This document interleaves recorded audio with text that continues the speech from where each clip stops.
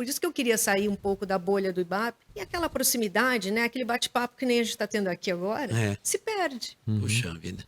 Esse é um problema, porque na Justiça do Trabalho os peritos trabalham de graça, que é um absurdo, né? Os honorários variam de 150 a 300.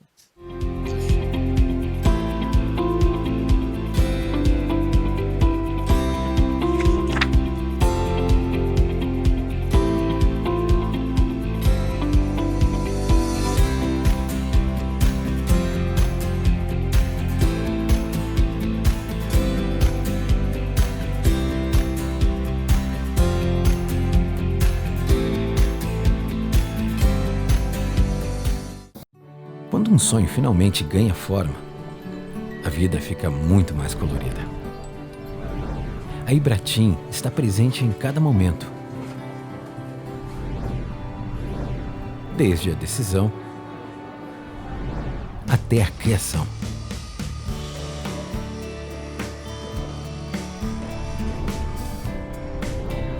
Afinal, são mais de 40 anos de uma história que começou na Itália e atravessou o oceano para colorir o Brasil.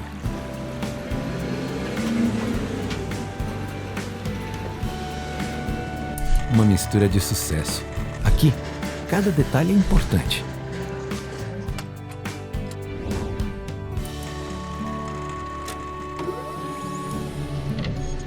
A tecnologia anda lado a lado com a criatividade.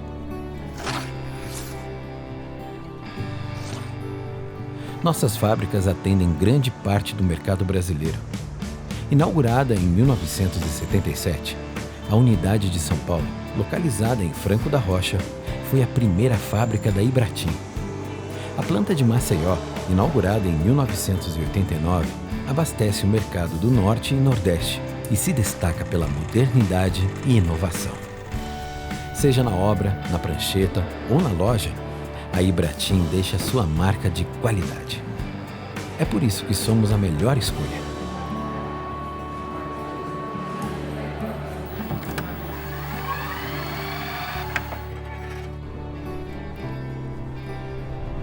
Ibratim, tintas e texturas do Brasil.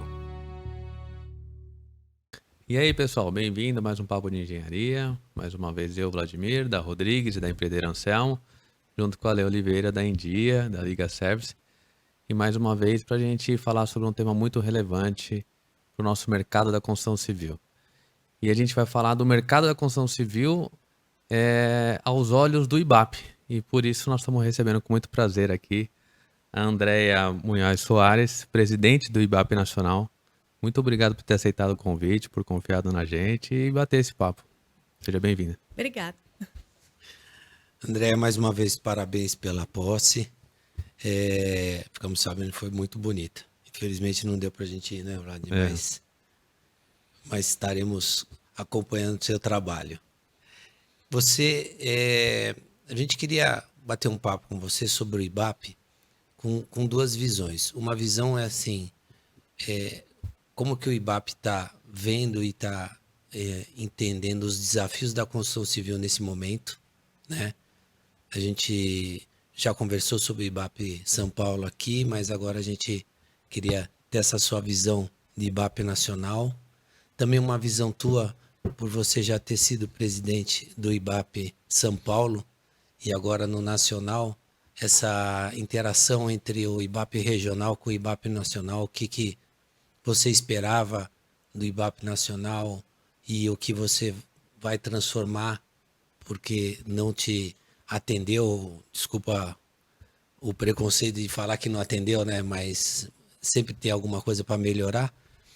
Mas a ideia realmente do IBAP com relação aos vícios construtivos, tem um livro que você estava comentando que a gente não conhecia, se você puder falar um pouquinho desse livro lá que vocês fizeram em parceria com a CEBIC. Estamos aqui para bater esse papo contigo. Ale, obrigada. O Papo de Engenharia, obrigada pelo convite, para a gente poder pôr um pouco da visão, né, desse outro lado. Porque quando o perito judicial chega na obra, é porque aconteceu algum problema, né? Deu ruim. Deu ruim. Aí a gente chega. Então, a gente tem um campo de trabalho, né, para o profissional, que começa antes da obra. né? Então a gente pode vender esse serviço que é antes da obra. Eu vou ter uma obra, eu posso vender a vistoria cautelar de vizinhança, né? Sim, importantíssima Importante essa, né? para respaldo da construtora antes de começar a construir, para eu ver os imóveis que estão no entorno, que estado que eles estão, eu faço uma caracterização daquele imóvel e é uma garantia. Caso alguém fale, você danificou o meu imóvel, eu tenho uma garantia, não. Esse problema já existia, essa trinca já estava ali, esse muro, né? Você já tinha tido um recalque do seu piso, porque você tinha um vazamento, né? Tem um histórico todo Já tem ali, um né? histórico. Então, a perícia, né, entre aspas, que isso não é uma perícia, mas é um trabalho extrajudicial que a gente pode fazer antes da obra começar. Tá. E o pós-obra, né? Pós-obra é onde a gente trabalha muito. Sim.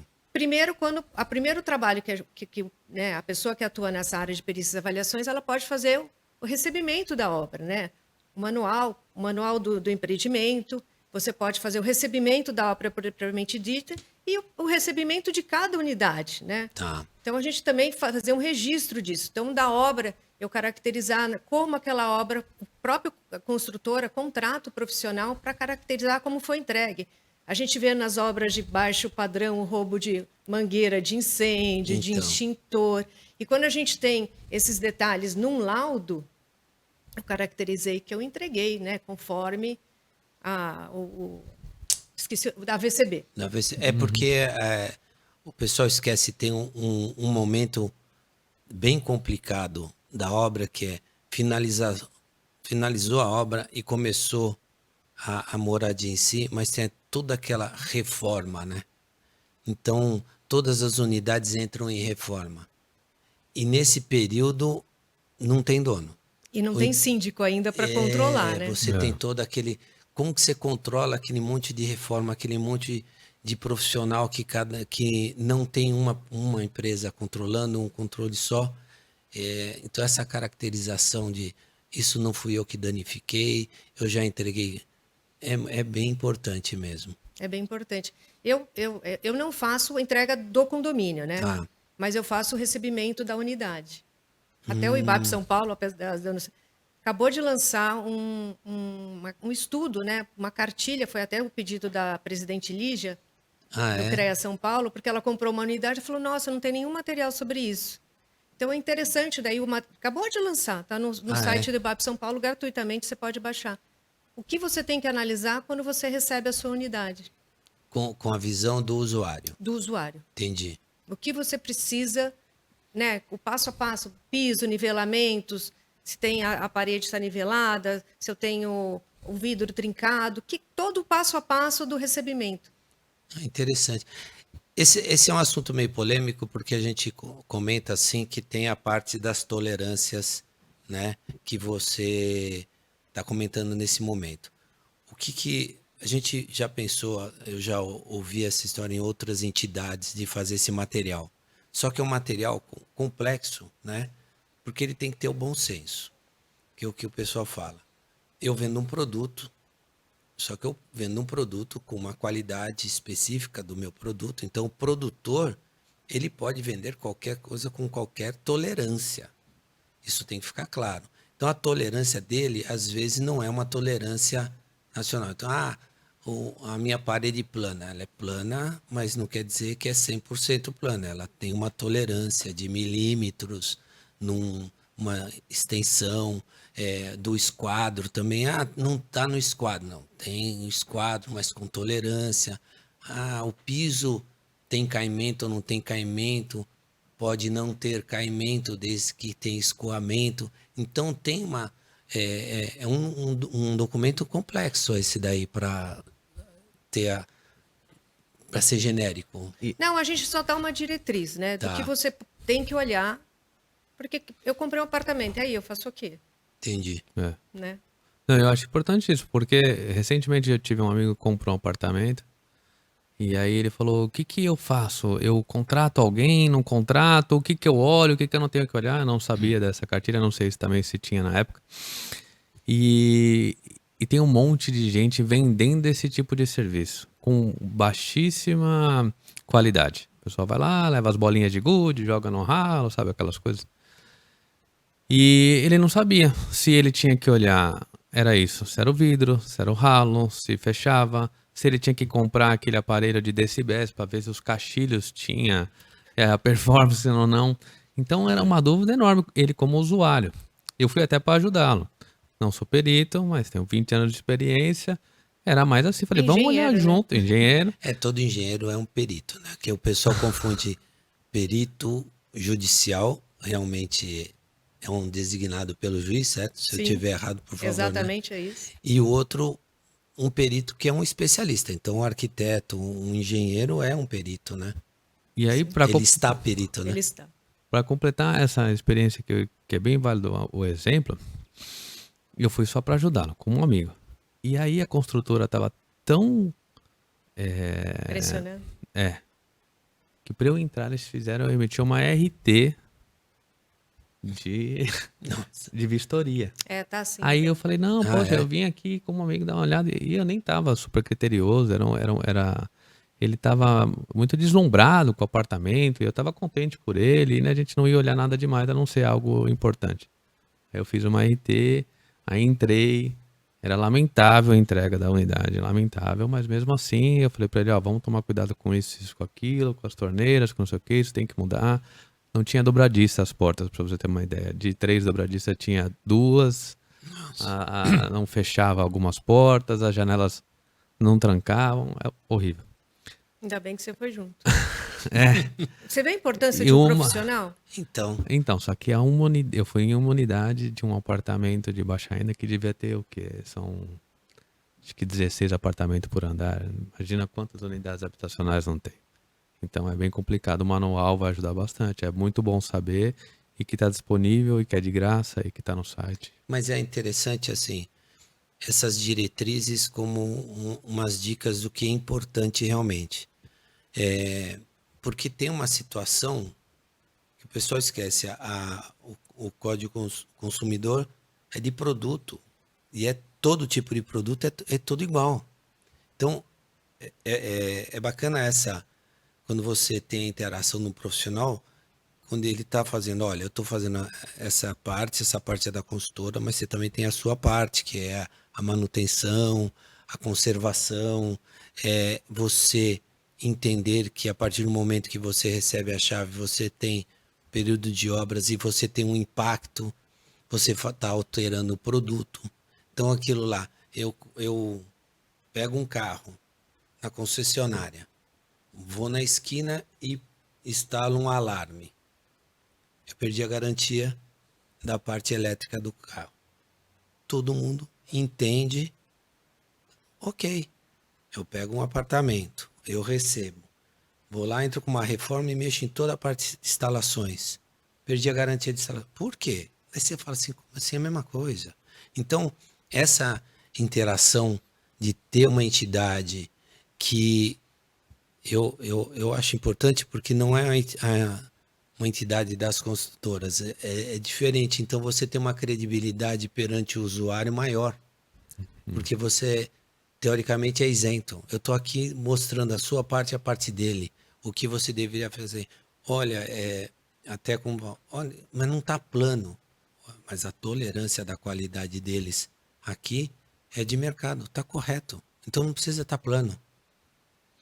Porque você fica na discussão da semântica com o cliente final, e se ele não tiver a fim de receber, e tem umas situações que também tem o outro lado, né?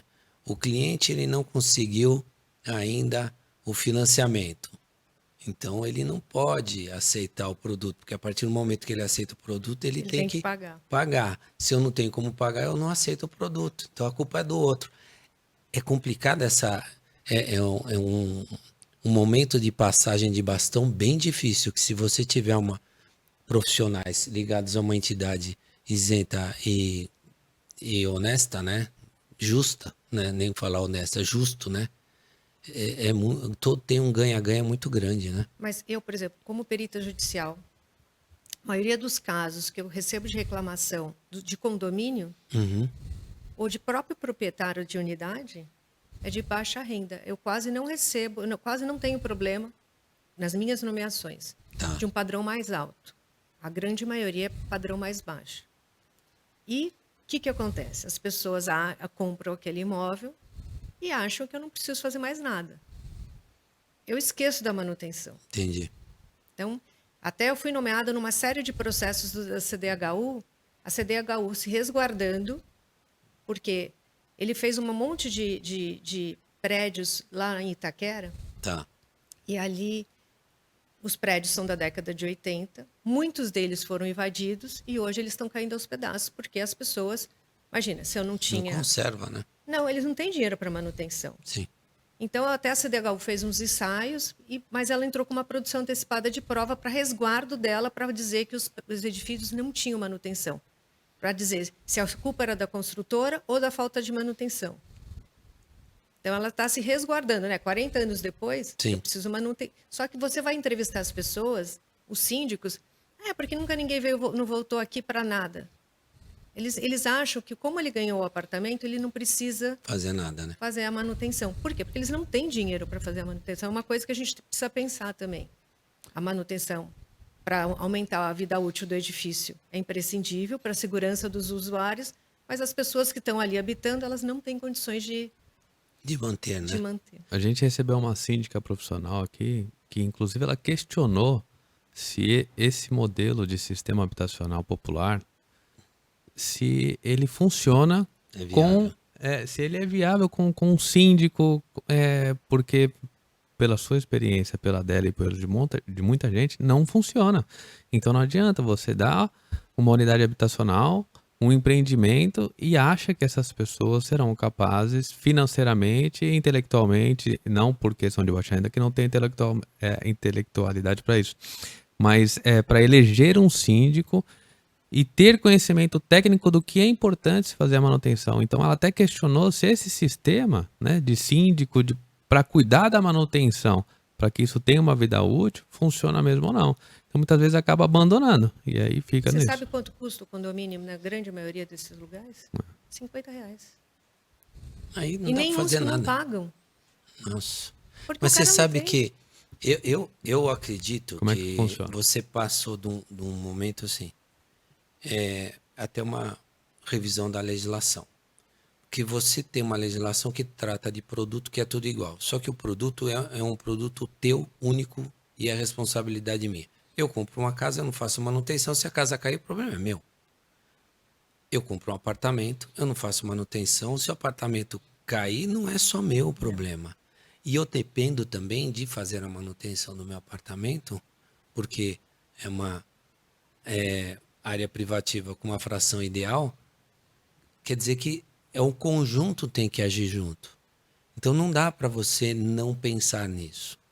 Então realmente esse trabalho de conscientização infelizmente não é para qualquer pessoa morar num conjunto habitacional. O conjunto habitacional nasceu para ficar mais barato.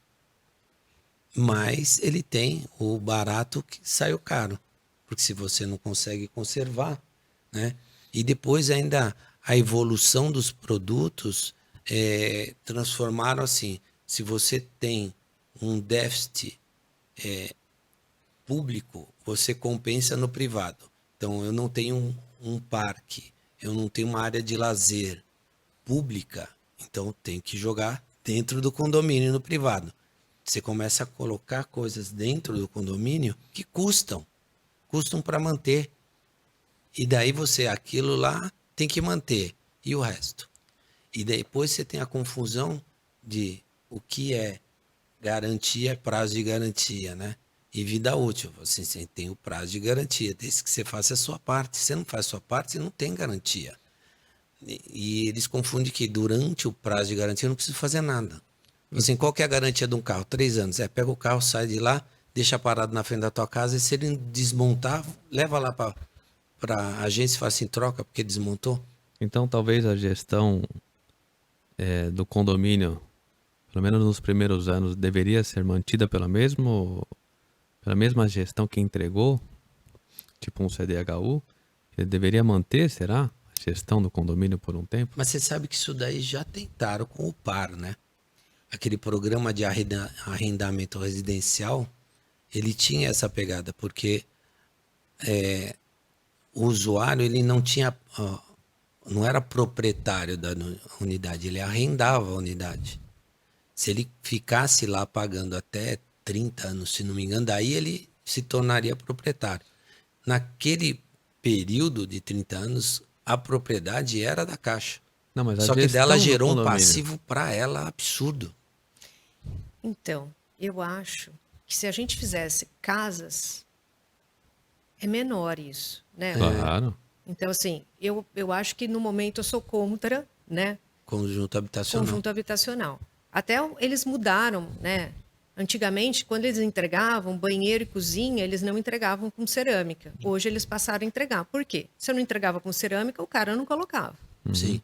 Não, E aí as infiltrações para o apartamento de baixo existiam sempre. Então, além de você ter uma unidade, o concreto não foi feito para receber água. Exato. Então, eu diminuí a vida útil. Não tenho dinheiro para manutenção.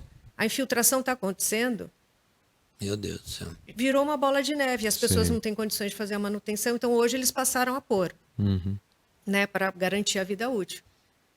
E muitas dessas pessoas moravam em favela, né, coisa de... Isso. Como que a pessoa vai fazer a manutenção? Ela não tem condições. Então é isso que a gente precisa pensar. E numa casa, se acontecer alguma coisa, atinge menos pessoas. Então, Isso. o problema E não é tem que interno. pagar condomínio. E aquilo, a responsabilidade é dela, né? Exatamente. Eu assumi a responsabilidade de não conservar e viver nisso aqui. Ok, você tem todo o direito. Sim.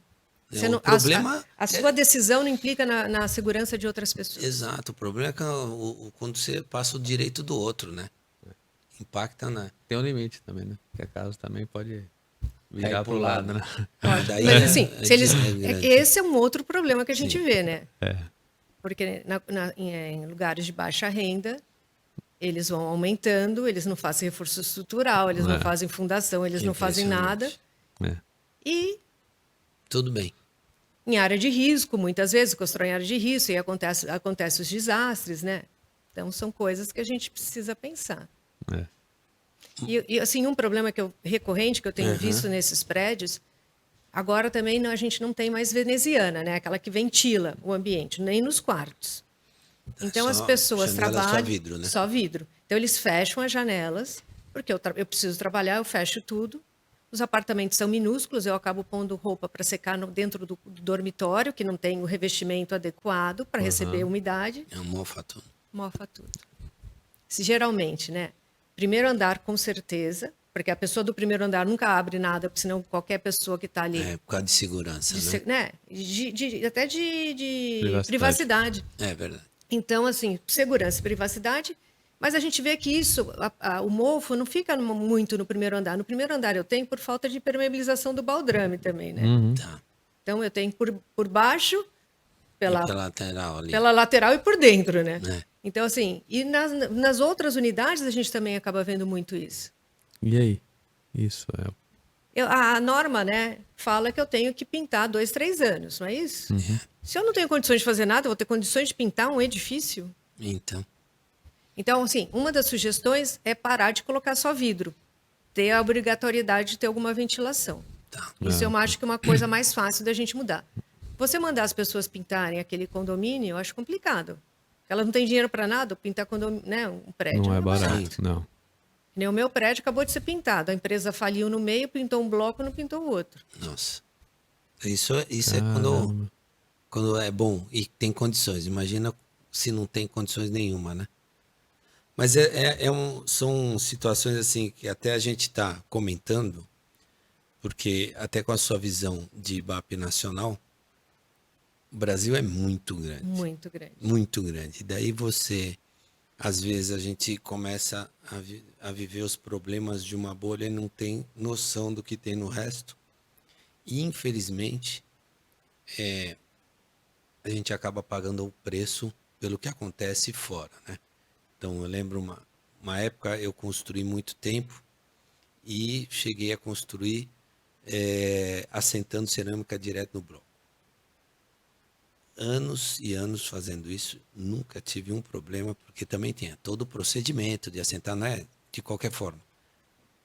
De repente, estou com um projeto novo, daí o analista da Caixa falou assim, não pode cerâmica direto no bloco. Eu falei, por quê? Não, porque na região tal, empresa tal, e desplacou tudo. Eu falei, tá, eu não estou nessa região, não sou essa empresa, e eu nunca tive patologia desse tipo. Não interessa. Daí você começa a ver que você também pega a régua e nivela todo mundo por baixo. Como você falou, todo mundo morre de medo de receber um apartamento por causa das dezenas e dezenas de histórias que eles escutam. Só que a gente entrega milhares e milhares de apartamento e os problemas são de dezenas e dezenas. E daí essas milhares acabam pagando o preço dessas dezenas. Então é realmente um mercado que é complexo e hoje com a rede social ficou mais difícil, né? Que você tem... É impressionante o empreendimento foi vendido. Ele mal está na metade do empreendimento, já tem grupo de WhatsApp de morador falando mal da construção. Isso. Aí você fala assim, cara, nem acabou a obra ainda, você já está falando mal dela, não acabou. Não, temos que ficar atentos com tal detalhe. Meu Deus do céu. Porque eu vi, né? Parece aqueles grupos de segurança. Eu tenho um grupo de segurança do bairro, eu participo assim, nossa, outro assalto, não sei o quê. Daqui a pouco, 50 mensagens abaixo, vem um cara e fala assim, pessoal, foi em outra cidade. Não é nem em outro bairro, é outra cidade esse problema. Ah, tá. Mas, pelo amor de Deus. Né? Até aquele livro que você falou que o IBAP lançou ano passado, que é Diretrizes para Perícias em Vícios Construtivos de Unidades Habitacionais de Interesse Social. Bacana. Então, esse livro a gente acabou lançando por quê? Porque tem a indústria do vício construtivo no Brasil inteiro. Os juízes federais estão lotados de processo, se faz um laudo e se entra desse laudo, que não se sabe nem que prédio, que apartamento que é, entra com ação em vários lugares e todo mundo... Tem gente que o nome dela está lá com a ação, a pessoa nem sabe que está com uma ação no nome dela. Nossa Senhora. É a indústria do vício construtivo. Caramba. Todos os juízes... como a Caixa está... São os juízes federais que tocam esses processos. Entendi. Então, foi uma razão que a gente lançou essa publicação. Poxa, interessante isso. E as pessoas, assim... A criatividade do mal é impressionante, né? Não, e a pessoa... Eu já recebi foto das pessoas... É que eu não atuo na Justiça Federal, mas um perito foi fazer vistoria e a pessoa está assim, quer saber como ganhar 50 mil? Me pergunte como, se você tem apartamento aqui. Que isso? Então, é uma indústria mesmo. Sim. Então, quando você vai chegar para fazer a vistoria, você olha assim, mas esse apartamento não é o que está na foto. Meu Deus do céu. Por isso. E até você tinha me perguntado, eu acabei não respondendo. Quando eu fui presidente do IBAP São Paulo, eu quis levar o IBAP São Paulo. A gente sair do nosso mundo e ganhar...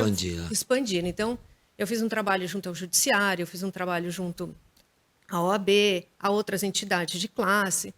Então, na OAB, eles têm uma Câmara de Perícia, o IBAP, desde a minha gestão, faz parte dessa Câmara de Perícias. Dentro da OAB? Dentro da OAB. Interessante. E eles têm evento anualmente, o IBAP anualmente participa desses eventos.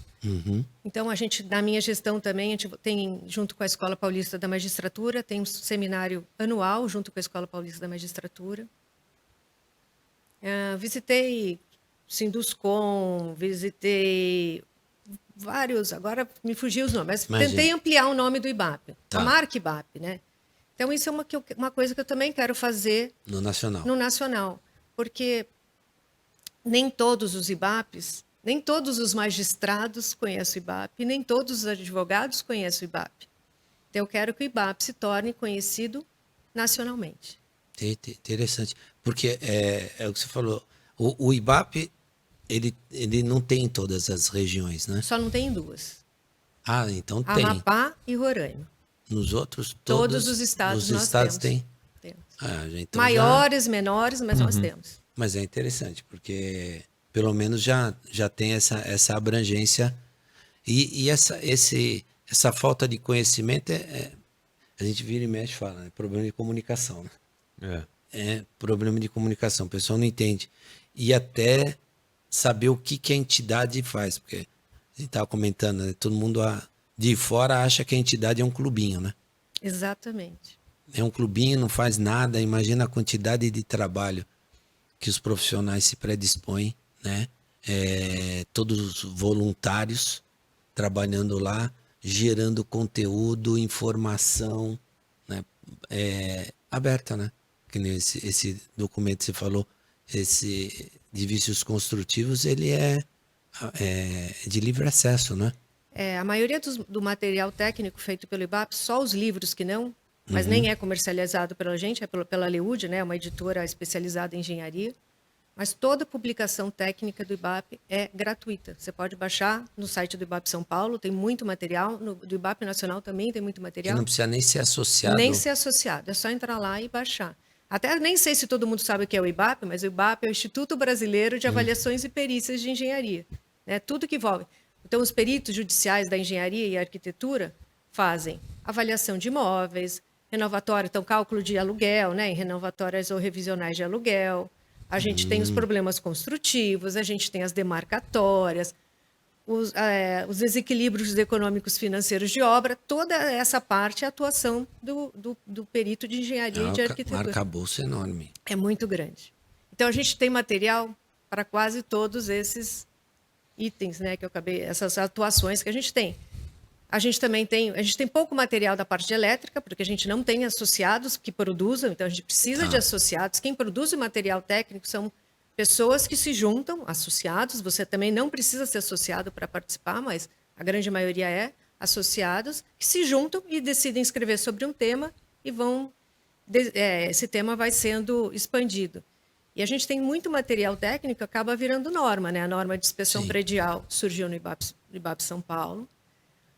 A norma de avaliação. De avaliação de perícias também, né? A de perícias também. Então, assim, muito desse material se transforma em norma da BNT. Né? Não, é interessante. E tem as câmaras técnicas. As câmaras técnicas são tratadas nos IBAPs regionais. Ou o IBAP nacional tem também as câmaras técnicas? Não, a gente não tem câmara técnica, mas a gente tem grupos de trabalho. Então, a gente tem grupos de trabalho. Então, por exemplo, a gente escreveu ano passado a relação do assistente e do perito. Então, foi um grupo que se juntou e fez esse trabalho. Nós estamos revisando a norma de desequilíbrio econômico-financeiro, vai começar agora na minha gestão a revisão. Tá. E a gente, em função desses desastres climáticos que a gente tem tido, né? No Rio Grande do Sul, a gente teve no Paraná, agora em Minas Gerais, em Juiz de Fora.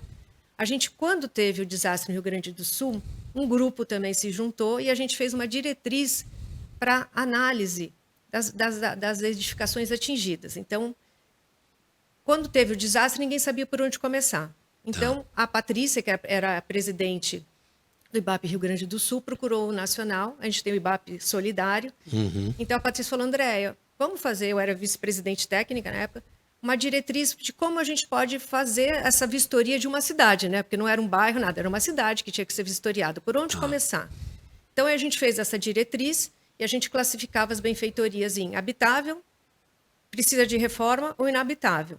E esse trabalho serviu para o Paraná depois. Porque daí é um trabalho que como que é? A prefeitura, a civil, geralmente...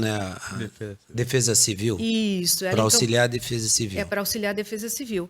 Então, assim, a gente fez esse material, eles usaram, o Rio Grande do Sul foram várias cidades, então, para ter um start de como ir mapeando as casas atingidas e ver quem podia se voltar a morar naquela casa ou não. Foi replicado para o Rio Grande do Sul, não, para o Paraná, desculpa.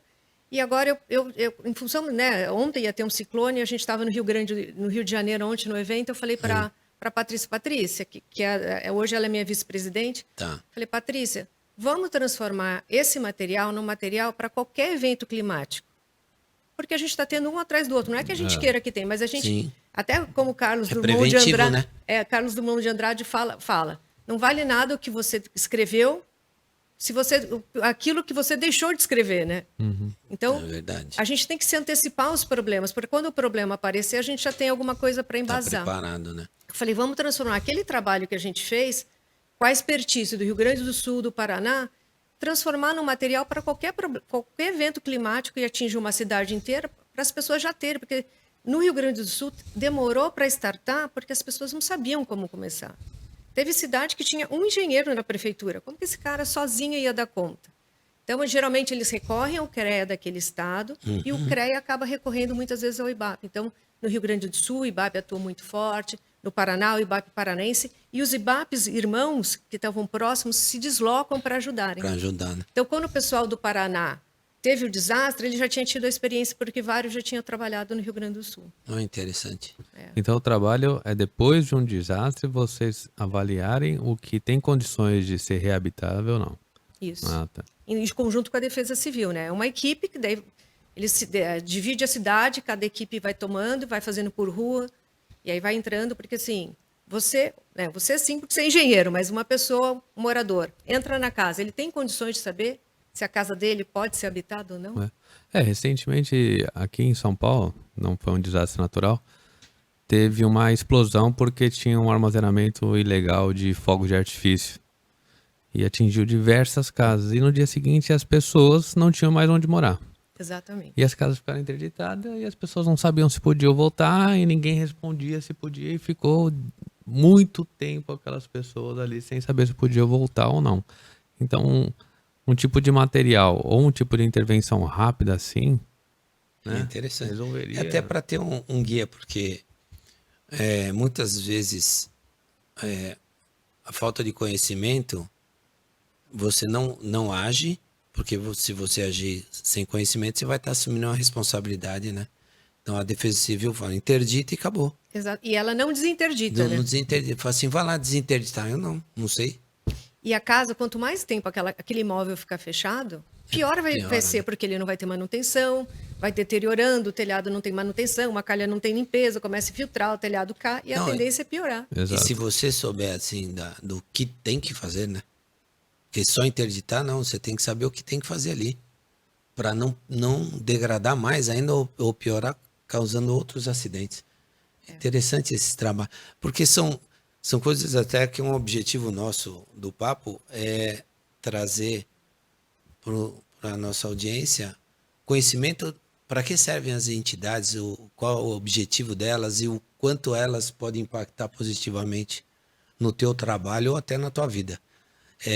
Esses trabalhos ficam muito fechados, né, André? O pessoal não sabe a quantidade de trabalho. A gente teve um episódio falando sobre elaboração de norma técnica com a Lilian, né? E com o Sérgio. Foi super interessante do pessoal desmistificar como nasce uma norma, para que serve uma norma, qual que é realmente a exigência da norma. Norma é lei, não é lei? Como que eu aplico, se eu posso aplicar, se vale... tem uma norma, mas tem a de desempenho, eu estou atendendo a desempenho, então você está correto, mesmo não atendendo a outra norma, porque você tem um produto que está desempenhando, porque é um produto inovador também, né? Tem muito disso, a norma de desempenho foi criada para isso, não existe norma, então não pode ter produto, não. Pode sim, desde que ele tenha um desempenho para que ele foi feito. As garantias, porque tem garantia, não tem garantia, tem a norma recente de garantias que a gente trabalhou. Até uma interação entre as entidades, né? Eu lembro quando eu coordenei a norma de inspeções prediais, tinha uma distância enorme do Sinduscon Secov para o IBAP, né? A gente conseguiu quebrar até para uma entender o papel do outro, e somar, né? Porque não adianta você ter uma expertise maior que o outro, não é porque só tem engenheiro nas duas casas que todos sabem a mesma coisa. Tem expertises, né, que você tem que respeitar e fazendo trabalhos em conjunto para não perder essa energia.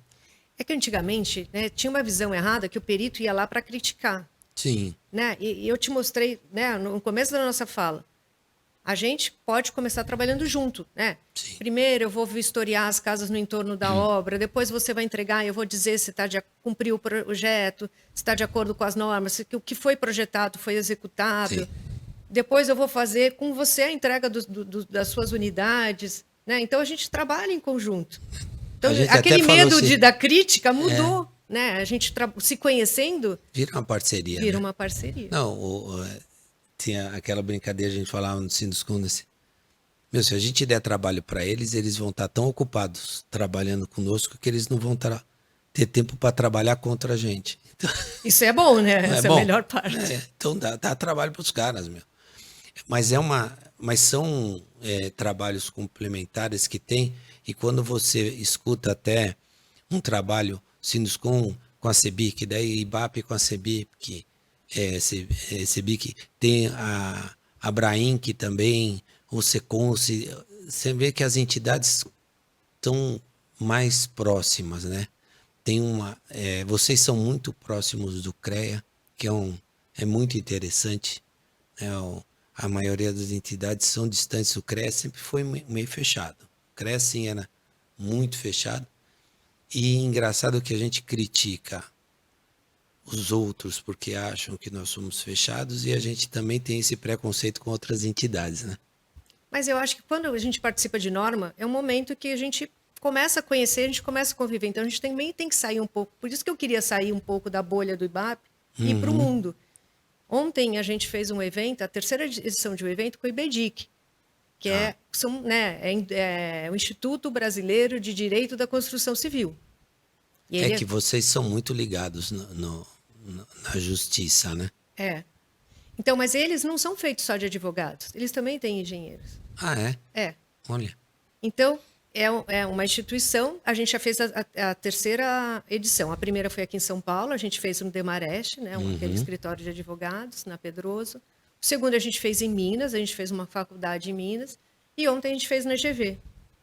Olha, que bacana. E a gente contou nesse evento, em todos eles, porque o tema, a gente formou o primeiro, mas o tema é sempre igual. A gente muda as pessoas que vão falar. Então, a gente pega as pessoas daquele estado. Então, aqui em São Paulo, né, a gente começou, então a gente teve juízes, a gente teve árbitros, a gente teve peritos judiciais, a gente teve advogados e a gente teve assistentes técnicos, para falar sobre um tema não técnico, mas o que a gente pode fazer para melhorar as decisões, né, como escolher um perito. Sim. Né, são coisas. O juiz, eu falo muito juiz, acho que engenheiro é engenheiro. Ele não sabe que tem o eletricista, o agrônomo, e para cada tipo, né, para cada área, a gente tem uma atribuição. E ontem a gente teve um desembargador lá, no evento ontem, e aí começamos a discutir um tema. Assim, então, daí ele falou, nossa, a gente podia falar sobre isso na escola paulista, na escola carioca, não sei como que é, né, da magistratura. Olha aí. Então, a gente abriu uma porta dessa interação por causa de um evento, né? Ele viu que era essa dinâmica de a gente discutir determinados temas era importante até para a magistratura. E aqui a gente entra na escola em São Paulo, a gente tem, né? Eu falei, mas no Rio não.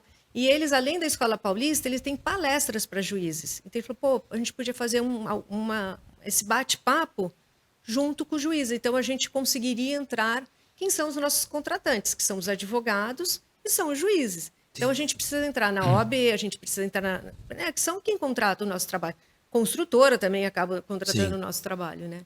Então, a gente tem que estar permeado em todos esses lugares. Porque hoje o juiz vai nomear um perito, ele utiliza o quê? Um conhecimento próprio dele, da OAB, ou ele obrigatoriamente vai para o IBAP? Como é que ele faz? Então, a princípio, o CNJ deu uma decisão que você tem que ter uma lista, cada tribunal tem que ter uma lista.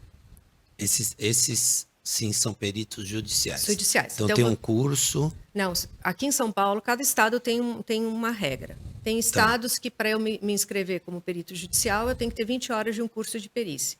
Aqui em São Paulo não tem. Então, para ser perito de engenharia, eu tenho que ser engenheiro. Ponto. Mas você só se inscreve. Só se inscreve. Então, mas eu tenho que colocar meu currículo, eu tenho que mostrar cursos que eu já fiz no site do tribunal. Para ser escolhido. Para ser escolhido. Entendi. A princípio é assim. Tá. Antigamente, a gente, né, ia falar com o juiz. Né? Antes da pandemia, a gente era diferente. Tinha um contato mais próximo. Depois da pandemia, tem horas que parece que o perito é inimigo do juiz. Porque a gente perdeu essa coisa, né? Os processos são digitais, a gente não vai no fórum, o juiz não recebe, o juiz não vai no fórum também, e a gente perdeu essa relação. Então, a gente se afastou um pouco da magistratura. E dos advogados também, porque a gente acaba fazendo muita reunião online, e aquela proximidade, né? Aquele bate-papo que nem a gente está tendo aqui agora, se perde. Puxa vida. Porque quando você vai numa reunião que você faz online, acabou, pum, pum. Não tem aquele bate-papo, aquela... Então, olho no olho, né? E algumas coisas se perderam com a pandemia. Eu participei recente de um litígio e aí o juiz nomeou um perito. Eu achei exatamente isso, muito raso. Então, abriu um prazo para que os advogados fizessem Os quesitos. os quesitos, e aí fez online. Aí depois ele marcou uma reunião com os assistentes técnicos, e eu fui representando a minha empresa como assistente técnico. A outra parte não, ela contratou um assistente técnico. Sabe, é bem isso que você falou, sabe? Foi a pouca oportunidade de um contato, foi até estranho. Aí ele pegou lá os quesitos, um dos advogados tinha feito um monte de quesitos repetitivos, coisas que nem precisava. Ele Não falou, fazia parte do escopo. isso aqui eu nem precisava Daí falar. é o copia e cola, né? E aí ficou super ruim. E acabou até. Eu não vou citar nome, então eu espero que ele me entenda. Ficou ruim o laudo final. Mas Ficou- ele não fez vistoria? Então, porque é o seguinte, é um litígio de eu tô cobrando por um serviço prestado que não foi pago, de uma obra que já foi concluída. Então, como é que ele faz vistoria de uma obra que já foi concluída, de serviços civis? Então, o juiz pediu mas- para ele analisar os documentos, aí ele analisou os documentos.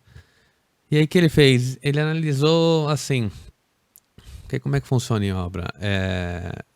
Para mão de obra civil, né? Que não tem um produto, eu não entrego uma janela, então eu cobro antes, quando a janela entrega eu já recebo. Eu executo, depois de executado alguém confere, gera uma medição e paga. Então eu faço o serviço, gero uma medição, essa medição vai para um grupo técnico de engenharia, eles aprovam, não, porque está na qualidade e está na quantidade. Aí vai para o financeiro fala, a gente tem saldo para pagar, paga. Aí vai para o cliente, aí o cliente fala, tá bom, cumpriu com todos os casos. Agora você pode emitir uma nota fiscal. Aí emite uma nota fiscal, depois de 30 dias eu recebo. É super fácil. O que acontece? As últimas medições que eu fiz foi para o grupo técnico de engenharia, eles aprovaram, só que eles não puderam aprovar da forma legal, senão eu podia emitir uma nota. Então eles Punham ressalvas. não, eles não colocaram nada, eles não rejeitaram a medição, só falaram, tá em processo, tá com outra Aguarde. pessoa, aguarde. Aí foi pro financeiro, o financeiro falou, não tem mais dinheiro, não dá nem para ir pro cliente. Aí foi, isso não passou. Como não seguiu o rito completo, não existe uma aprovação, logo não existe um documento fiscal, porque o documento fiscal só pode ser emitido após a aprovação. Aí quando ele foi analisar, ele só analisou as medições que seguiram o rito. Só que o que eu tô cobrando é justamente as que não Você não seguiram. recebeu, né? Vou cobrar Então o o que eu laudo ficou recebi. super incompleto por causa disso, porque não teve. Não sei se foi por falta de oportunidade ou não, mas ele não teve a chance dele entender isso, né? Mas isso é uma realidade. O processo é difícil explicar para quem não é da área, né? É difícil explicar para quem não é da área, e mais difícil, assim, tudo bem que era uma perícia indireta de análise de documentos, mas tem horas que você está no imóvel, te faz entender muita coisa. Ah, tá tendo uma nota de janela. Tem a janela aqui. Mas quantas janelas tem? Tem janela aqui? Beleza. Check, não é? Então tem horas, por exemplo, os advogados tiram foto daqui. Ah, vamos discutir a xícara. Tá bom, mas essa xícara está onde? Que ambiente está essa xícara? Então, a gente, quando vai a campo, a gente consegue entender melhor o processo. Então, apesar de ser uma perícia indireta, quando você vai a campo, não, está entregue, está concluída a obra. Então, ele tem que pagar, porque concluiu a obra. Então, eu vou ter uma foto que concluiu a obra. Mas Aí não Mas falta são- foto, né? Esse processo. mas são até é bem complexo, né? Porque você tem times, né? Eu estou participando de uma que já está rolando, né, há 12 anos. É impressionante a morosidade. Está rolando há 12 anos. E você está discutindo um problema construtivo. Só que há 12 anos, a defesa da consultora é que não houve manutenção, por isso teve o problema construtivo. E continuou não tendo manutenção. Quando está na perícia, ninguém faz manutenção. Não sei por quê. Ninguém Então, faz. então, há 12 anos. Se você olha hoje a foto, o juiz olha e fala, pelo amor de Deus, olha a situação do prédio. É uma vergonha. Assim, doutor, nós estamos discutindo há 12 anos, os caras não fazem nada. Eles já não faziam antes. Quem dirá Então, depois da com juiz. certeza, me assustaria se não tivesse assim. Então, é muito difícil. E daí a pessoa fica olhando nela, ela se impacta por aquela foto e já dá decisão em cima daquilo. E tem uma situação que o perito judicial, às vezes ele não faz o papel dele isento. Ele pende para um lado. Fala assim, cara, você tem que ser isento, você tem... Analisa os documentos que esse lado juntou e que esse lado juntou. Analisa o que ele falou, o que esse falou. Analisa o que ele pediu, o que esse entregou, o que esse pediu, o que se entregou. Faça a sua análise. Não, ele é tendencioso. Se ele é tendencioso, acabou. É difícil. Eu acho que assim, situação. Eu dei o exemplo, não foi nem para fazer uma crítica ao perito, que eu não citei. Não foi mesmo. Foi mais para falar sobre isso que você falou, sobre as relações, né? O juiz não teve contato com ele, a gente teve pouquíssimo contato, foi por isso. Mas, falando um pouco sobre o que ele falou, eu não achei ele imparcial, mas o que eu achei foi um excesso de segurança. Analisar só o que estava muito claro de ser analisado, né? Qualquer, com todo respeito, né? Mas qualquer pessoa poderia analisar aqueles documentos que seguiram o rito normal. Agora, os que não seguiram, você precisa correr um pouco mais de risco. Para entender o porquê não. Você precisa entender se aquele serviço foi executado, se tem como provar que foi executado, e se ele não foi pago, e você dar a sua opinião. Falar, olha, com base nos documentos, ou na visita, ou nas fotos, ou nos fatos, essas medições que não seguiram, elas sim precisam ser pagas. Então não assumiu risco nenhum. E o CPC fala que o perito judicial ele pode entrevistar. Então, se eu faço online, é mais difícil eu entrevistar alguma pessoa. Então, se eu marco em algum lugar e as pessoas querem que eu ouça alguém, é mais fácil, né, nesse momento. Porque é um perito judicial, a pessoa fica nervosa, não vai querer ir. Mas se está lá, então me fala, o que aconteceu aqui, né? Você pode entrevistar a secretária, sei lá. Lógico. Então, tem horas que fazer uma visita é importante. A pessoa está passando, mas você pode me dizer, terminou? Quando terminou? O morador, você entrou aqui quando? Né? São perguntas que podem formar, mudar a percepção do perito judicial. Uhum. Né? Terminou quando? Se a senhora mudou para cá quando? Então, tal data já estava pronto. Então, você tem direito a receber? Você atrasou, você não atrasou? E essas informações, né, eu posso pegar projeto, eu posso pegar o habite da obra. O perito pode pedir qualquer documento para ele fazer a conclusão dele. Ficar sentado numa tela é fácil, né? E analisar só os documentos que me entregaram. Eu posso pedir documento posso também. Pedir, né? Então, isso é interessante, não, porque é a lei do mínimo esforço, né? Que inclusive tem um item que fala até impacta na remuneração. Você é mal remunerado, você trabalha mal. Que vocês comentaram bastante, foi até na posse da Fabiana. Da Fabiana, quando ela comentou que vocês, depois de muito tempo, conseguiram reajustar. A tabela da defensoria, né, que era da justiça gratuita, ela era de 2004. Em 2008, ela muda para menos.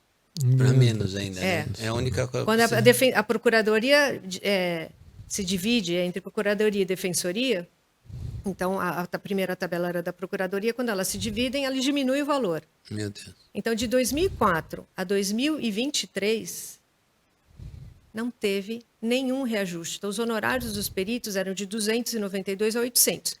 Quando era em 2004, a maioria das perícias caiu em R$800. Quando muda, a maioria passa a ser 292. Nossa, de 800 para 200. A grande maioria. E agora, daí a gente fez um trabalho, o IBAP fez um trabalho por anos, tentando mudar isso. Na minha gestão, no começo da minha gestão, eu fui falar com o regedor de justiça, do Tribunal de Justiça, porque é ele que cuida dos peritos judiciais. Ele falou que ia encampar essa ação. No final da minha... Aí, as juízas que trabalhavam com ele procuraram a gente, perguntaram se a gente tinha algum modelo que a gente preferia. Então, a gente já tinha um modelo que era não por valor de causa, mas por escopo de trabalho. Então, se eu vou avaliar se é vícios construtivos é outro, se é uma Um usucapião é outro. Tá. Então, a gente fez uma tabela básica para eles e eles agora, os honorários, foi no fim da minha gestão, eu fiquei Olha. super orgulhosa disso. Que legal. Em novembro, minha gestão terminava em dezembro. Ele lançou a tabela do Tribunal de Justiça de São Paulo. Então, ela varia de R$ 1.200 a R$ 3.200 o ano passado. E ela é reajustada pela UFESP. Então, não precisa atualizar. Anualmente, ela vai mudando. Tem o reajuste. Tem um reajuste. Mas esse trabalho que vocês fizeram foi no estado de São Paulo. Estado de São Paulo. A gente já tentou, quando eu era vice-presidente do Nacional, a gente pediu para o Tribunal de... Pro Porque CNJ, esse problema também tem nos outros estados. também. Alguns estados também têm um valor razoável, mas alguns estados não. Então, no CNJ, o valor também é ínfimo, só que ele pode ser multiplicado por 3. Então, a gente já mandou carta umas 3 vezes. Eu já estive no CNJ Nossa. e não tivemos nem resposta. Mas o pior de todos é na Justiça do Gratuito. Trabalho. É. Não, todos são Justiça Ah, gratuita. tá, verdade. Na Justiça do Trabalho, a Justiça do Trabalho, você só vai receber se depende de quem ganhar a causa. Então, o perito, se for o empregado, você não ganha. Então, esse é um problema, porque na Justiça do Trabalho, os peritos trabalham de graça, que é um absurdo, né? É uma coisa que precisa ser revista. E na Justiça Federal, no caso dos vícios construtivos, os honorários variam de 150 a 300. Puxa. Só que, por exemplo, eu tenho um amigo que é juiz no Piauí. Ele é juiz numa cidade, só que ele cuida de 16 cidades no entorno dele. Se o perito tiver que se deslocar nessas 16 cidades, como que ele vai pagar gasolina com esse valor ínfimo? É, porque também não tem o deslocamento não é pago. Não, esses são os honorários, parabéns, você é feliz com esses honorários maravilhosos. Que absurdo. Então, eu também já mandei, né, o ano passado eu mandei para o Tribunal, para a Justiça Federal, mas também não tive retorno. Mas a gente fica batendo na porta, uma hora eles recebem a gente. É o que fala na Bíblia. Incomoda que uma hora ele vai te atender. Nem Ah. que seja para você parar de ser incomodada, né? Não é? É isso aí. Ainda mais que funcionou, então a gente continua. Nossa, e na Justiça do Trabalho eu não sabia e fiquei pensando agora. É porque eu recebo bastante processo trabalhista. E vem uns absurdos, né? E o funcionário normalmente recebe o EPI, assina por ele, tem ficha de EPI, hoje tem um monte de documentos, tem o técnico de segurança do trabalho, tem os cursos, tem um monte de coisa. E vem um processo montado como se nada disso existisse. Você junta os documentos e às vezes isso não é o suficiente para ter uma decisão. E qual que é o próximo passo para um caso de insalubridade? É a Acordo. perícia. Não, então, antes do acordo seria a perícia. E aí vai o perito e ele vai acabar checando tudo isso e descobrir que pelo menos foram tomados todos os cuidados e talvez não tinha essa insalubridade. Até mesmo porque a gente faz laudo quantitativo, o PGR tem tudo isso na obra e tal. E aí, numa dessa, suponhamos que o funcionário perca. E aí, quem é que vai pagar esse perito? Né? Então, por isso que ele nunca perde. Não posso dizer, eu não atuo nessa área, mas se Mas é um funciona, fato, né? se o funcionário perder, o perito não recebe. Então, o que tinha que mudar? Tinha que ser igual na Justiça Estadual e na Federal. Você tem que ganhar alguma coisa e ser depositado antes, se você só começar a trabalhar antes, porque você pode estar corrompendo um perito, Exatamente. né? No meu litígio eu paguei pelo perito. Então, mas é raro. Não, no litígio que eu falei, daquele dos documentos. Porque no estadual, foi bem alto, o perito só começa a trabalhar depois que os documentos estão juntados. Agora, Os no documentos trabalho, não, os honorários. Os documentos também. Foi. É porque é definido os honorários, né? É antes e só começa a trabalhar depois de depositado. Mesmo na justiça gratuita, porque se você entregar no estadual, se você entregar o laudo antes da ter a reserva dos honorários, você não recebe. É verdade. Mas na trabalhista eu acho absurdo, porque absurdo. a Justiça do Trabalho, que preza pelo trabalhador, faz o perito trabalhar de graça. É verdade. E demora muito para receber na Justiça do Trabalho. Sempre que... depois que Fica vai pro tendencioso o trabalho. acordo. Aí vai pro acordo. Porque você fala, vai pra perícia, tudo, vai ter esse problema, vamos fazer um acordo.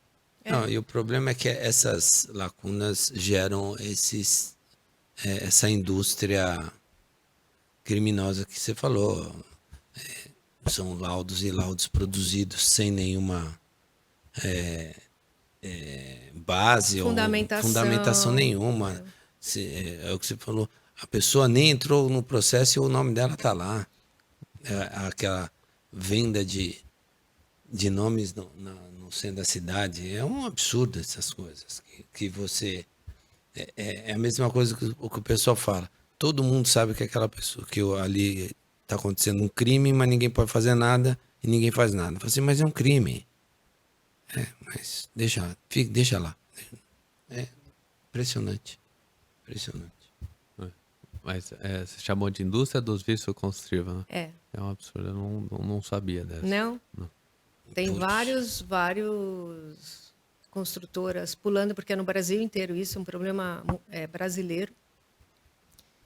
E até os próprios juízes federais. A gente fez um seminário, Café com Leite, né, que é de São Paulo e Minas, lá em Minas, e a gente levou um juiz federal para falar isso, sobre esse assunto. Ele estava perplexo. O problema que eu acho ruim é que como essa notícia chega para o público. Porque chega para o público a quantidade de processos contra construtoras e vícios que nem existem. Que nem existem. Então, você está sentado olhando, você fala assim, nossa, a construção civil está cada vez pior.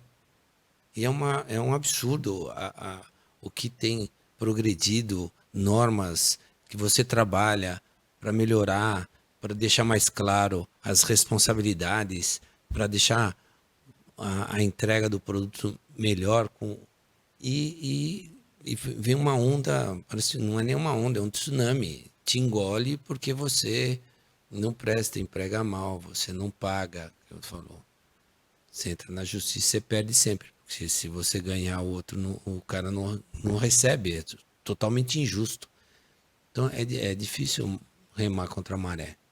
E nesses casos, o que é pior, eu posso entrar com a ação. Eu sou beneficiário de justiça gratuita, eu sou pobre, então eu não vou pagar. Eu vou perder o quê? Nada. Se eu ganhar qualquer 5 mil reais, para mim tá bom. Então. Não é? E eu lamento muito, porque antes da gente começar, você estava falando dos desafios de se manter uma instituição do nível da de vocês. Né, geração de receita e despesa é muito difícil. Aí vocês têm tanto trabalho a ser feito, tanta energia para ser gasta. Então você falou que vocês começam a atuar desde o início da obra, às vezes na avaliação do terreno, depois no laudo de vizinhança, na entrega da unidade. As coisas vão mudando, então hoje os empreendimentos entregues sem veneziana, agora tá tendo carro elétrico. Aí tem tanta coisa nova que vocês precisariam estar gastando energia e vocês precisam estar focado numa nova modalidade de golpe, desculpa essa palavra, né? Gastando energia de uma instituição. Se defender. Né? Para não deixar isso acontecer. Então é tão chato. O IBAP, a gente luta pelo profissional, né? Então, a gente até tem um PL que está acontecendo na Câmara, que imóveis da União tem que ser avaliados só por engenheiro e arquiteto. É interessante isso, né? Porque eu fiquei sabendo que você tem um concurso que você abre e esse concurso, qualquer pessoa que tem o curso superior pode se habilitar. Daí como que um dentista vai fazer a avaliação de um imóvel? Então, na verdade, a gente tem que lutar. A lei da nossa profissão permite que a gente faça avaliação. E tem profissionais que não têm na sua atribuição isso e querem se usar disso. Os corretores. Então, a lei deles fala em opinar. Então, a gente teve o caso do ANB, né? O caso da ANB, foi feita uma avaliação pelos funcionários, pelos engenheiros da prefeitura, chegou-se num valor, fez a licitação, foi comprado. O Tribunal de Contas discordou do valor e mandou um corretor avaliar. O corretor avaliou e esse imóvel nunca foi vendido. Hoje ele está por administração, né, por 30 anos. Tá.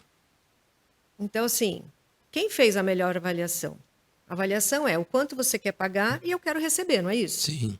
Quanto você está disposto... Então, quando duas pessoas chegam no valor de um consenso, aquela comercialização é realizada. Se eu cheguei no valor 1.000, mas você não quer, né, não quer pagar 1.000, então aquele não é o valor real. E se não foi vendido, aquele não era o valor real. Não, mas é verdade, porque é uma situação que a pessoa fala assim, meu imóvel vale tanto. Você conseguiu vender por esse valor? Não. Então ele não vale isso. E assim, é um fato, né? E a gente não viu o laudo, né? A gente já tentou ir atrás, mas a gente não conseguiu. Então, no que ele baseou para chegar? Porque eu tenho a minha expertise, se eu sou corretora de imóveis, por venda de outros imóveis, eu sei que naquela região aquilo vende. Mas o AMB é uma coisa muito específica. Uhum. Talvez eu tivesse que fazer uma avaliação econômica para eu saber o valor daquele imóvel, né? Não existe, talvez não tenha valor de mercado, eu tenho um valor, quanto aquilo pode me render? Você Então sabe... não é tão simplista como parece ser. Né? Eu acho interessante. Tem a parte da engenharia, porque eu tive há uns anos atrás num estádio de futebol de um clube paulista com uma certa expressão, e o estádio só vale o terreno. A construção não valia mais. Eu não sei o que fizeram hoje para ele ainda estar de pé, mas não valia. Então, se for avaliado por alguém que não tem conhecimento técnico e avaliar aquilo ali como um produto, não vale o produto. Eu acho interessante, e eu até acho mais justo como é feito nos Estados Unidos. Você contrata uma pessoa para avaliar o imóvel. Ele não avalia o preço do imóvel. Ele avalia o estado que o imóvel está e quanto que você tem que desembolsar para aquele imóvel voltar a ficar novo. Novo ou reformado, né? Então, eu tenho esse imóvel, faça a avaliação desse imóvel. Você vai gastar $50 mil nesse imóvel. E quanto ele vale? Quanto ele vale é um problema comercial. É quanto um quer pagar. Eu quero 100 mil. Então, você peça 100 mil. Tá. Eu acho que vale 100 mil, mas eu vou gastar 50, eu te pago mais 50. Eu acho que é uma avaliação mais justa. Você saber quanto que você tem que desembolsar. Porque muitas vezes a pessoa fala, o imóvel vale tanto. Daí você fala, tá, ótimo, entrou nele, e agora? E agora você vai gastar mais tanto? Eu não sabia que tinha que gastar mais tanto. Então, você não avaliou essa parte.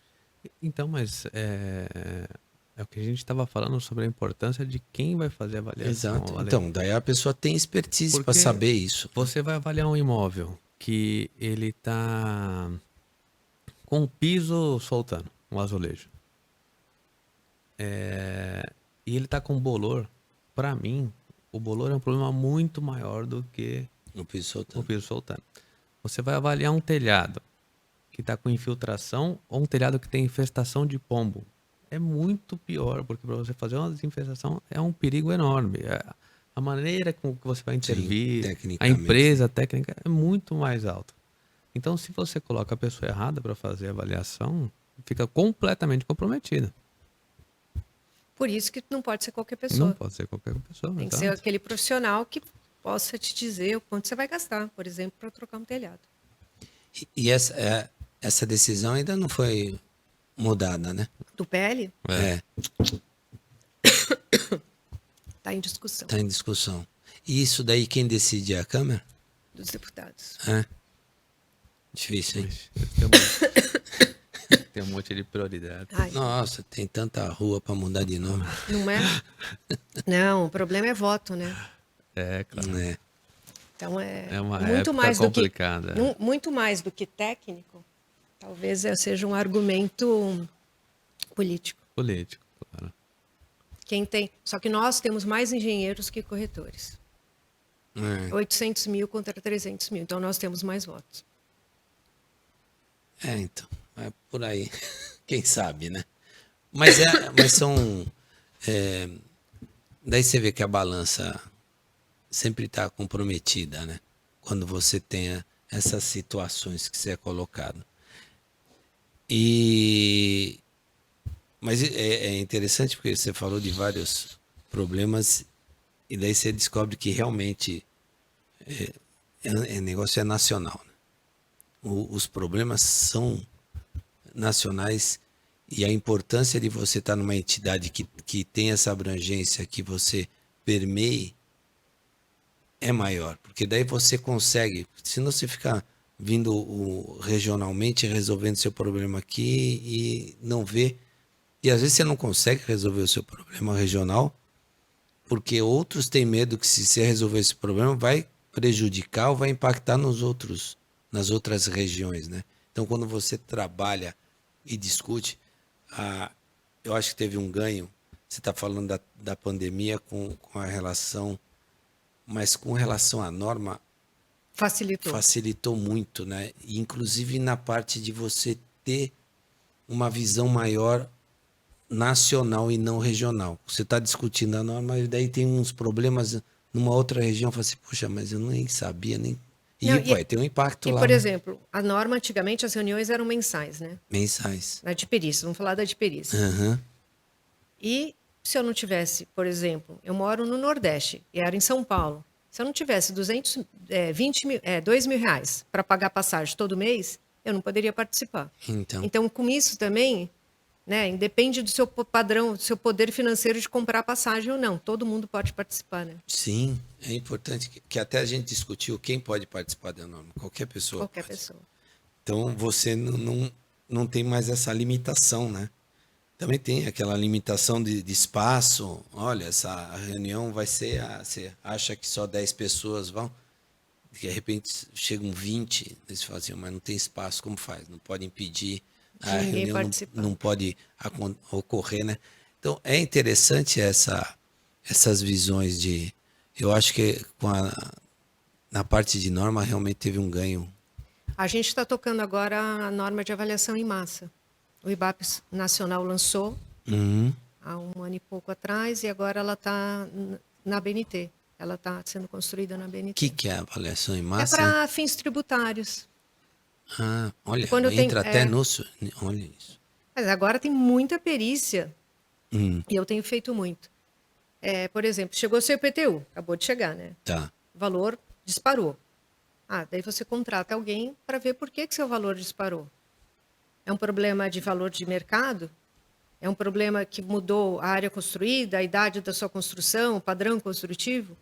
Então, tem várias coisas que influenciam no valor do IPTU. Entendi. Então, por exemplo, no Morumbi, alguns lugares do Morumbi a gente sabe que, em função do entorno, o valor venal é maior que o valor de mercado, e o valor venal não pode ser maior que o valor de mercado. Eles usam, aqui em São Paulo, eles geralmente trabalham com 70% para não atingir, mas tem lugar que não tá, o IPTU não está refletindo. Interessante. Ou se, por exemplo, a prefeitura fez um voo de drone, e ele achou que a minha área construída está maior.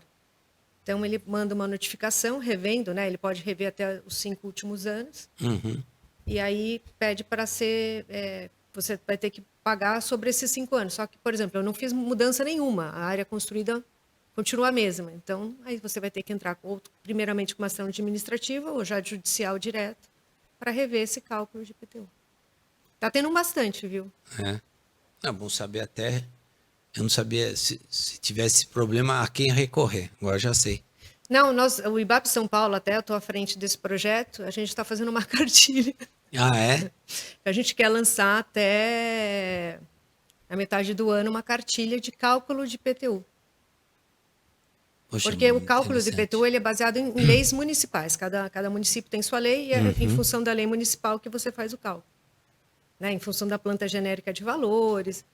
que ela tem que ser atualizada, então muitas vezes os municípios não atualizam, então elas ficam pondo índice em cima de índice, por isso que tem essa distorção. Entendi. Né? Porque ela não é pelo valor de mercado, mas sim por índices. Então ela acaba refletindo-se, né? A gente na pandemia teve GPM 33%, lembra? Então isso vai distorcer, porque nem todos os imóveis valorizaram isso. 33%, Então a gente tem que ver esses detalhes, mas a nossa área é muito ampla, você vê, a gente tem muito material para produzir. Muito.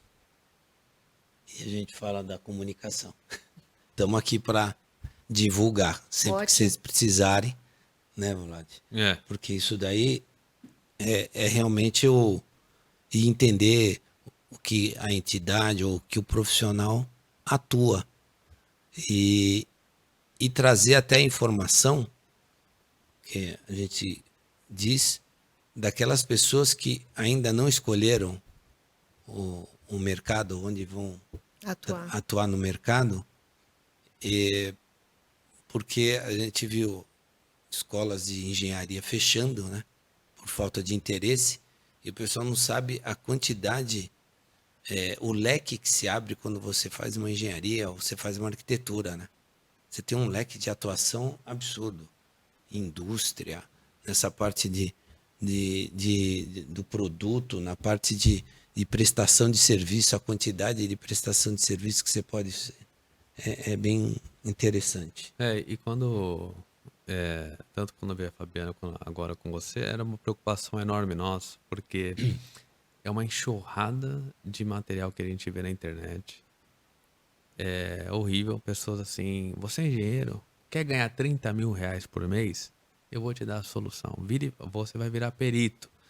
Clica aqui embaixo no link e você vai assistir 4 horas de aula e você vai poder se cadastrar na lista lá do perito e vai ganhar 30 mil reais por mês. E a crise, e algumas pessoas que não conseguiram se recolocar, que não tiveram uma boa graduação ou circunstancial, desesperadas começam aí. Então, a nossa preocupação em divulgar o IBAP, São Paulo, o Nacional, o serviço que vocês oferecem, a disponibilidade que isso está no site, é fácil acesso, os cursos que vocês têm.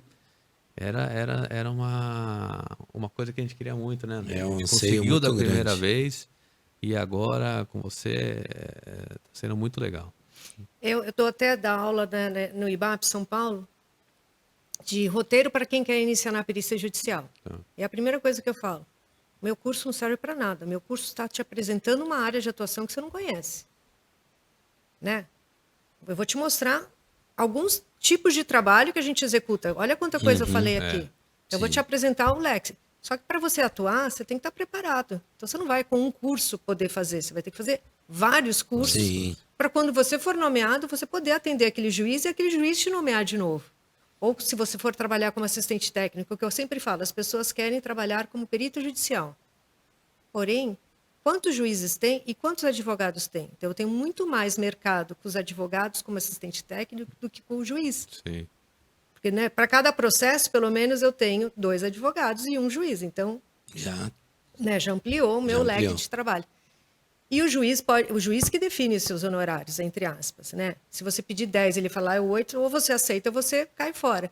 E quando você está com um advogado ou com a parte, você negocia os seus honorários. É bem melhor. Bem melhor. Então, assim, você vai trabalhar pelo valor que você quer trabalhar justamente. Porque tem juiz que arbitra os provisórios. Depois ele vai arbitrar os definitivos. Só que você já fez o trabalho. E aí? E se você não vai ganhar o que você queria ganhar? Né? Tem juiz que... Cada juiz tem uma forma de trabalhar. E com a parte, eu trabalho assim. Quando você me contrata, você me dá 50%, porque geralmente tem que fazer os quesitos, já começa fazendo os quesitos. Porque nem sempre todo mundo te contrata no começo do processo. Processo, que é o certo, né? Para você até dizer se tem elementos técnicos. Né? Não quando é avaliação, né? Em outros casos. Mas aí, quando eu entrego o laudo, eu recebo a segunda parte. E tem juiz que só quando transitar em julgado. Então, sei lá, depois de 2, 3 anos, você vai receber. Né? Nossa Senhora. Depende, foi o que eu falei, depende do juiz. Tem juiz que você entregou, pagou. Mas tem juiz que não. Mas é bom saber. Informação. André, obrigado por ter vindo, aceitado nosso convite. A gente vai se falando, tem muito assunto ainda para falar, né? Tem. A gente no começo falou, vamos falar sobre isso, aqui. E não falamos nada. A gente vai bater no papo e vai. Mas eu acho que a gente tem conseguido, e hoje de novo, que alguns assuntos muito, muito importantes. Que nem eu falei, quando você fala sobre acesso à informação, e que é capacitar essas pessoas, sabe? Tanto as que estão entrando, quanto as que estão perdidas, quanto as que estão fazendo de maneira errada. É muito legal. Então, o nosso bate-papo, por mais sem roteiro que tenha sido, foi muito informativo, muito legal. Eu gostei bastante. Obrigada. Que daí abrange mais. Obrigada. Imagina. Valeu.